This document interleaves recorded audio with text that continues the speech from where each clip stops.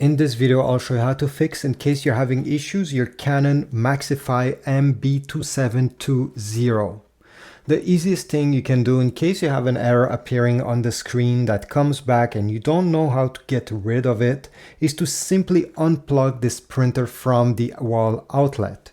Or you can simply unplug the power cable from the back. So even if the printer is turned on, pull out this cable, wait around 2 minutes and then plug it back, power on, and usually the error should go by itself. Now, if you're still experiencing issues with your printer after doing this, what I suggest is to reset.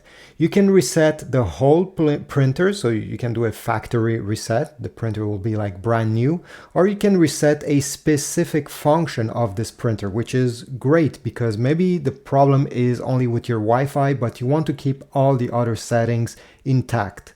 Let me show you how this is done on the screen over here. On this screen, you're going to swipe once, swipe another time until you see Setup. Press on Setup. Then go in Device Setting, Perform Various Settings. It's the second option. Click on it. Go down this list. And the last option should be Reset Settings. Click on it. And now we have all the reset settings. And as I told you, there are many of them. If you want to do a factory reset, let's save some time and go down below and you're going to see Reset All. Click on it and confirm by pressing the OK button. Everything will be deleted, so your internet connection, the fax settings if you're using it, and any other connection that you have previously done with the printer. It will be like brand new.